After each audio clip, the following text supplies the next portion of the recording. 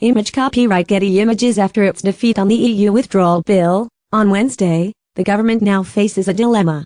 How to deal with its rebel MPs? Mailed fist or love bomb? Reconciliation or revenge? Can the core group of conservatives who defied their whip, and the equally important group of abstainers, best be brought back into line by threats or inducements, and for some ministers this may be the worst-case scenario by accommodating their views? The government has one more day of committee stage consideration on the EU withdrawal bill next Wednesday, complete with another issue, the formalization of the Brexit date and time, on which it might face defeat, followed by 2 more days of report stage, in the new year. So the rebels have the potential to inflict further defeats, and they could make life very difficult now that the government is boxed into putting the final Brexit deal into a bill, which then has to run the parliamentary gauntlet. And while all the focus is on the Europhile Tory rebels, that final bill on the final deal could embody a Brexit so soft that it is the hard Brexiteers who rebel. Elsewhere, the Prime Minister makes her first appearance of this Parliament before the Common Liaison Committee, the Super Committee of Select Committee Chairs. In the 201,517 Parliament, with Andrew Tyrie in the chair, the questioning sharpened up noticeably. And with Sarah Wollaston, one of last Wednesday's Brexit rebels now in the chair, and pledging no return to the deferential soft questioning of yesteryear, the atmosphere may be rather interesting. In the Lords, meanwhile, peers will be debating Lord Burns' scheme to reduce the size of the upper house, by persuading the party groups and crossbenchers to encourage some of their membership to leave the plan. Is that a twat? One in policy would continue infusions of new blood, while ultimately slimming down the House to 600 members, over 10 years. But this requires everyone to sign up, so the taking of the voices scheduled for Tuesday will reveal whether the Burns proposals will fly. Here's my rundown of the week ahead. Monday, the Commons meets 2:30 p.m. For work and pensions questions. Expect the usual battery of urgent questions and statements at 3:30 p.m., and in particular one from the Prime Minister on the latest EU summit. After that, MPs will move on to the first day of detailed committee stage consideration of the finance bill. The Labour frontbench has a series of amendments down to require a report on the effectiveness of the bank levy, including the extent to which it is delivering on its stated aims, like moving banks away from riskier funding models and requiring HMRC to prepare a public register of banks paying the levy and the amount they have paid. As at second reading, there's a backbench amendment from Labour's Stella Creasy who want the bank levy to target private finance initiative fee companies, which she accuses of acting like legal loan sharks to the public sector. She says fee interest rates are causing severe strain on the budgets of their local schools and hospitals, and fears that the next wave of contracts will prove even more expensive if the companies themselves overcharging the public sector for credit won't propose how to renegotiate these costs to a more reasonable rate. Then Parliament could send a strong message that it is prepared to use a windfall tax to get a better deal for the British public and reclaim some much-needed funds for our public services, she says. Image copyright Getty Images. Image caption. The International Migration Organization says it has gathered evidence of slavery in Libya. The adjournment debate, led by the SNP's Westminster leader, Ian Blackford, is on RBS branch closures in rural areas, a subject he raised in PMQS. In Westminster Hall, 4:30 p.m., MPS will debate a petition 205,476. CNN has released video footage of a black Africans being sold into slavery in Libya. I am asking the UK government to put pressure on the Libyan government to take immediate action to stop these criminals from selling more people, to set current prisoners free, arrest the criminals and end this. So far this has attracted 264,334 signatures, and the government has said that it shares the public's outrage and welcomes the Libyan government's commitment to investigate these reports and to ensure that those involved are brought to justice. In the Lords, 2:30 p.m. questions to ministers cover enforcing minimum wage legislation to end unpaid internships, the Disaster and Emergencies Preparedness Program, new approaches to mental health assessments for a look at after children, and better surveillance of the UK's borders. Peers will then debate the 2 select committee reports first, one on financial exclusion, which recommends that the government should appoint a clearly designated minister for financial inclusion, add financial education to the primary school curriculum, And, above all, that it should abolish the 7-day waiting period at the start of a universal credit claim.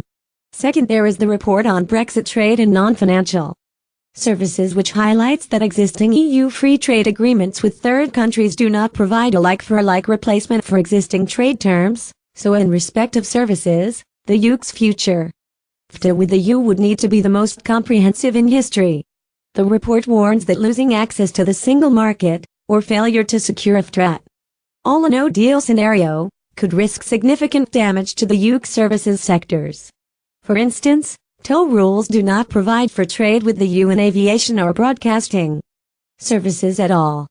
Tuesday Commons opens 11:30 a.m. with health questions, followed by the presentation of a bill from the Labour MP John Mann to require pension providers to make lump sum payments and other pension benefits available to people with ill health, including people with a terminal diagnosis, prior to such people reaching minimum pension age. All that happens here is that the title of the bill is read out. There is no debate or discussion. Then comes a 10-minute rule bill on emergency response drivers protections bill. It's from the Conservative, Sir Henry Bellingham. He wants to reform the law so that police and security services involved in vehicle pursuits of criminals are given further protection, and in particular that the disciplinary authorities, the Crown Prosecution Service, and the courts can take into account an officer's specialist training and expert driving. Then MPs return to the detail of the Finance Bill, with their second day of Committee of the Whole House consideration. In Westminster Hall 9:30 a.m. 11 am the big morning debate, led by Labour's Stephen Kinnock, is on the steel sector deal. He says the government's industrial strategy was announced to great fanfare, but offered absolutely nothing to British Steel. Other Westminster Hall subjects include environmental and food system, education and schools. 11 a.m. 11:30 am social mobility in Wales. 2:30 p.m. 4 p.m. the Blue Belt program of marine protected areas. 4 p.m. 4:30 p.m. in childcare for fostered children. 4:30 p.m. 5:30 p.m. My committee pick is the Business, Energy and Industrial Strategy hearing on the draft domestic gas and electricity tariff cap bill. 10:15 a.m. which they are scrutinizing before it is fed into the parliamentary machine proper. They will be quizzing witnesses from E.ON UK, Centrica, First Utility, Coop Energy and Ecotricity, amongst others. The session will examine suppliers' views on the impact price controls will have on their capacity to operate efficiently and innovate.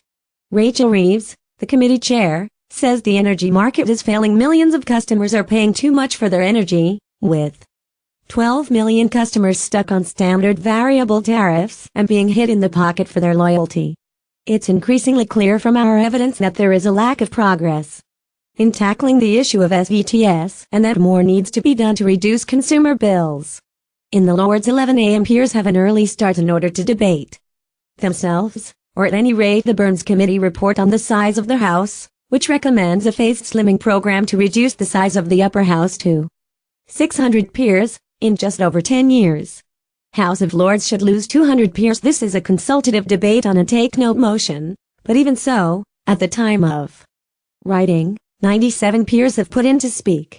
The debate will break for lunch, and then the normal half-hour question time will be held at 2:30 p.m., covering issues like government policy on capping energy prices, supporting women to use the legal system to challenge workplace sexual harassment, and reviewing vaping regulations, before they resume at about 3 p.m. This debate is intended as a first step towards establishing a consensus around the Burns proposals, which do not need legislation, but absolutely must have all-party buy-in to make them work. Wednesday.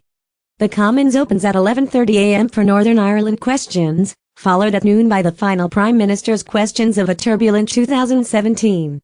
Joan Ryan, the Labour former Home Office Minister for Nationality and Citizenship, then presents a 10-minute rule bill calling for immigration detention safeguards for victims of torture and other vulnerable people, including those that have suffered from severe physical, psychological or sexual violence. Then it's back to the committee stage of the European Union withdrawal bill for the 8th and final day of Committee of the Whole House. The debate comes in two bite-sized chunks, on the clause dealing with financial matters and then on the clause on interpretation of retained EU law. The big issue looks to the government's Amendment 383 to set the moment of Brexit at 11 p.m. on March 29, 2019. Slightly bizarrely, this issue was actually debated, but not voted on, during the first day of committee stage, back in mid-November. Labour have dismissed the government amendment as a gimmick, and it has been targeted by rebel commander Dominic Grieve, so it may face defeat, and could even be dropped by the government. Watch out, too, for the Lib Dem Amendment 120 calling for a confirmatory referendum on the Brexit terms. This is in no danger of being passed, but keep an eye on the level of support it attracts from the Labour benches. The big morning Westminster Hall debate 9:30 a.m. 11 am is on the situation in Ukraine, led by the chair of the All-Party Parliamentary Group on Ukraine, John Whittingdale, has just back from a visit to the front line in the civil war there against Foreign Office advice, where he saw firsthand the continuing fighting.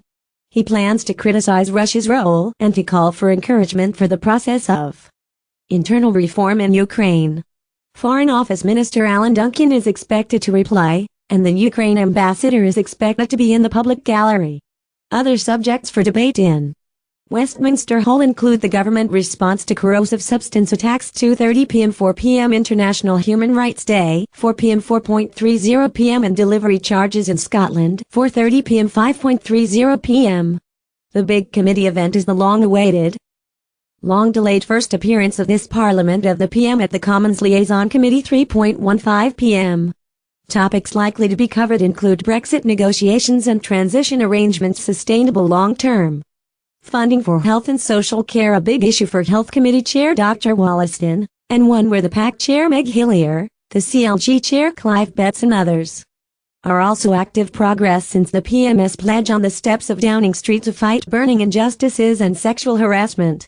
In the Lords 3 p.m., questions to ministers range across the government response to the Parliamentary Advisory Group report on carbon capture, the situation in Syria, and the advice from the Attorney General on the revocability of Article 502 and the UK's intention to withdraw from the EU. The day's debates are on a series of select committee reports, starting with the EU Committee report on Brexit justice for families, individuals and businesses, which considers the ramifications of Brexit for justice cooperation on such issues as divorce, disputed custody of children, medical negligence, litigation arising out of a car accident, abroad and employment disputes. Then peers turn to the report from the Select Committee reviewing the operation of the Licensing Act 2003, which found that it provided an inadequate statutory framework whose basic flaws have, if anything, been compounded by subsequent piecemeal amendments. It calls for a comprehensive overhaul of licensing law. Finally, they debate a report from the Science and Technology Committee, Connected and Autonomous Vehicles: The Future, which concluded that the government is too focused on driverless cars when the early benefits from this technology are likely to be in the marine and agriculture sectors. Thursday, it's the last day of term in the Commons, and by tradition MPs are allowed to bring in board games. Alternatively, they can attend digital, culture, media and sport questions 9:30 a.m. followed by questions to the Attorney General 10 a.m. Then, assuming there are no last urgent questions or statements, the main debates are on subjects chosen by the Backbench Business Committee. First, the Lib Dem Tom Brake will lead a debate on Russian interference in UK politics and society. He wants to probe ministers' understanding of what is going on, and will raise issues about anonymous social media accounts and whether political parties should be considered as critical national infrastructure. After that comes the traditional end-of-term debate on matters to be raised before the forthcoming adjournment. This allows any MP the chance to make a speech on any subject. Spare a thought for Deputy Leader of the Commons Michael Ellis, who has the unenviable task of responding to this completely amorphous debate, something he will be doing for the 6th time. In the Lords 11 a.m. peers question ministers on the impact of the UK leaving the EU on affordable housing, the number of social houses built as a consequence of the budget and the equalities impact assessment the government have undertaken into the implications of Brexit. Then they have two backbench debates on the global effects of climate change and on the impact of the ivory trade on endangered species. After that, Parliament departs until Monday the 8th of January.